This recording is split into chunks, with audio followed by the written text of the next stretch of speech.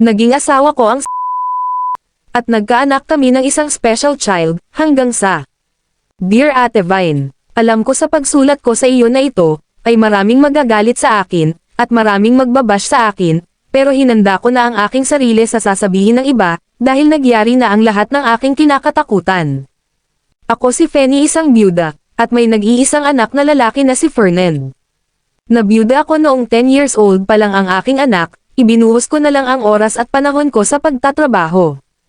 Dahil nailipat ako sa ibang branch kung saan ako nagtatrabaho, ay napilitan kami ng anak ko na lumipat. Tinuruan ko rin ang anak ko na maging independent, para kahit wala ako ay kaya niyang alagaan ang kanyang sarili. Habang lumalaki nag-aking anak, nasanay siya na ako nasa tabi niya. Tabi kaming matulog, ako ang nagpapalaygo, kahit pa nagbibinata na siya ay pinapaliguan ko pa rin siya paminsan-minsan. Sumapit na ang kanyang pagtatapos sa kolehiyo, bilang ina ako na nagpinakamasayang ina sa mundo. Pero hindi pa rin siya nagbabago sa pakikitungo sa akin, tumatakbo pa rin siya sa aking pagtulog, yumayapos, nahihirapan daw siyang makatulog pag hindi niya ako katabing matulog. Hanggang sa dumating na yung araw na siya ay nagka-girlfriend na, sa aking pagkakakilala noong una, mabait naman si Sally, kita ko na mahal niya ang anak ko, palagi din siyang nabisita sa aming bahay.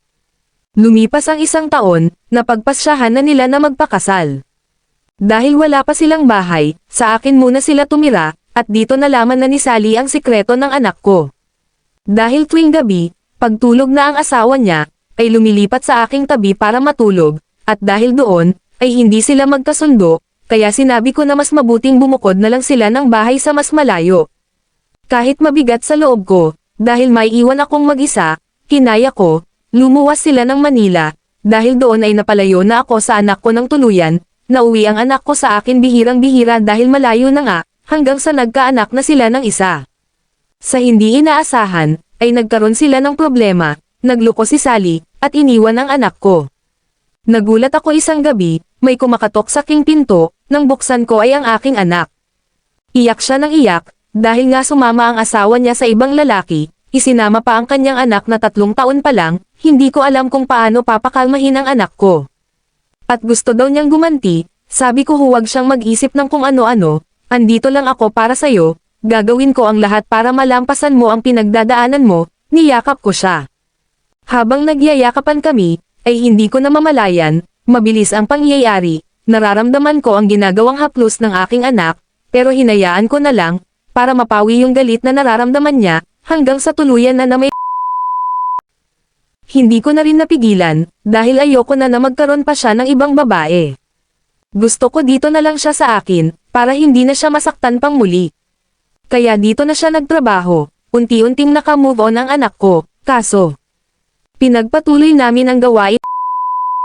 Halos araw-araw ang ganap sa amin, ng anak ko, at dahil pwede pa akong magkaanak ay nagkatotoo na nga, naging pepi at bingi ako dahil sa sinasabi ng mga tao. Malimit ako sa loob ng bahay, hanggang sa maipanganak ko ang aking anak, na isang special child, sabi ng doktor ay menopause baby na daw ito, kaya ganon.